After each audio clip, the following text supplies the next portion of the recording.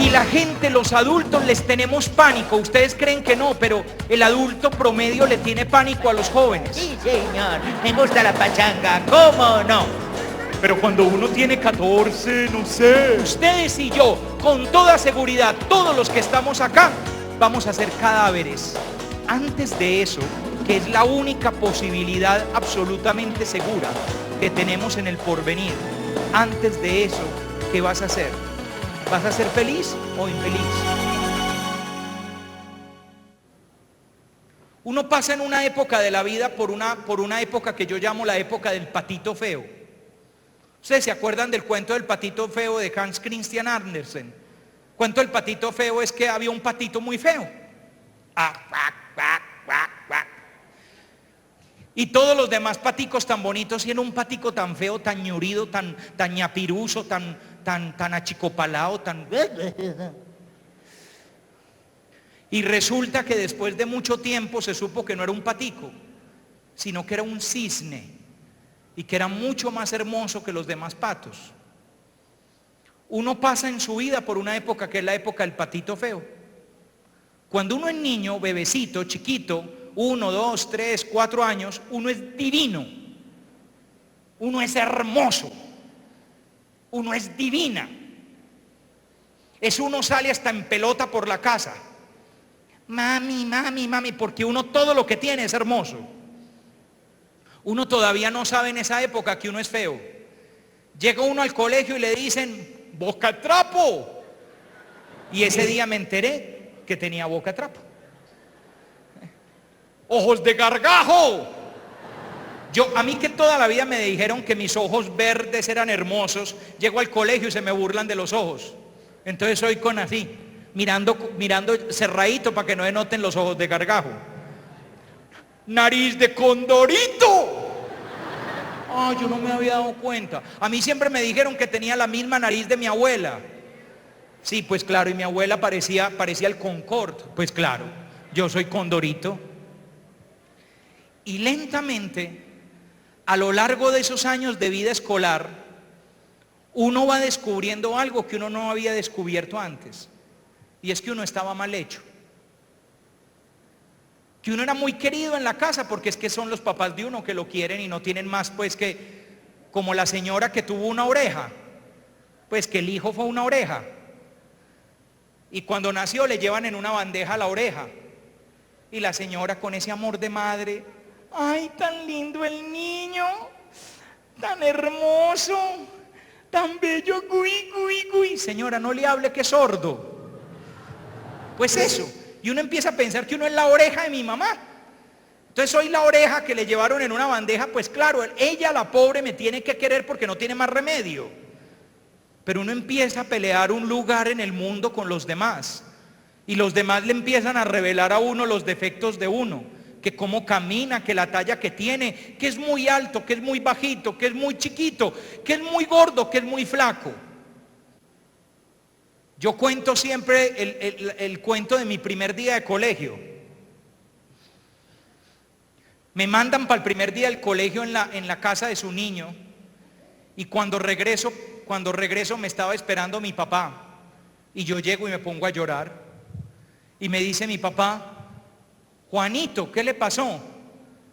Es que en el colegio me dijeron gordo marrano. Y él llegó y me dijo una frase que hasta el día de hoy no se me ha olvidado. Me dijo, mijo, no les haga caso, que eso es que le tienen envidia.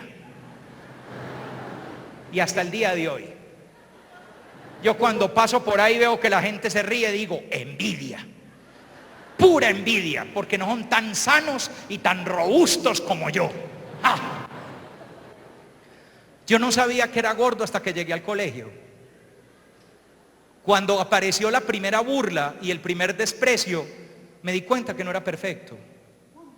¿Cuándo te despreciaron a ti por primera vez? ¿Cuándo te despreciaron por tus ojos, por tus dientes, por tu estatura, por tu manera de ser, por tu clase social, por el barrio en el que vives, por el apellido que tienes, por tu mamá, por tu papá, por tus hermanos, por una pregunta que hiciste un día en el salón y que todos se rieron, por el tono de tu voz, por un chiste que te salió malo y que tú creías que era muy gracioso y nadie se te rió y quedaste como un idiota, por una vez que lloraste en clase, por un día que no te pudiste aguantar y te orinaste en el salón, por una caída que te pegaste, por un balonazo que te dieron. ¿Cuándo te despreciaron por primera vez? Haz memoria y recordarás el momento en que te despreciaron por primera vez. Y a partir de ese momento no fue necesario que nadie más me despreciara, porque uno empieza a despreciarse maravillosamente a sí mismo, porque uno empieza a encontrarse defectos, los que tiene y los que no tiene, porque uno empieza a verse imperfecciones, porque uno empieza a convencerse a sí mismo de que uno es el patito feo del estanque y a uno no le cabe en la cabeza. Hay años de la vida de uno en que a uno no le cabe en la cabeza que uno pueda ser hermoso. Claro que me ven bonito mi papá o mi mamá, ¿qué remedio tienen? Pero uno necesita que venga alguien diferente y me digan que yo valgo la pena. Y yo no acabo de creer que yo valga la pena. Y hay momentos en la vida en que uno cree que uno fue un error de la historia o del azar.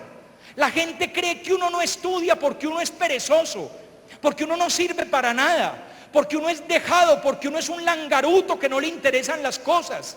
No entienden que uno a veces no estudia porque es que no sé de dónde sacar ganas. Mis hermanos son tan bacanos y yo a lo mejor no soy tan bacano. Mis primos son tan sobrados y yo no sé si voy a poder tener la misma medida de mis primos. Mis papás esperan tanto de mí y yo no espero nada. La gente dice que soy tan valioso y yo no sé si valgo algo.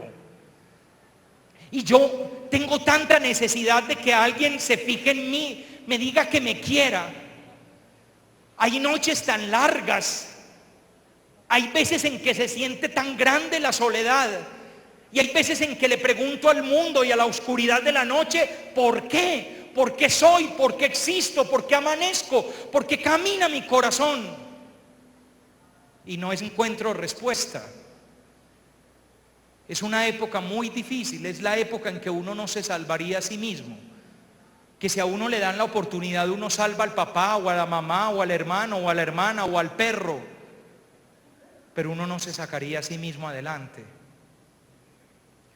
¿Saben qué es proyecto de vida, muchachos y muchachas?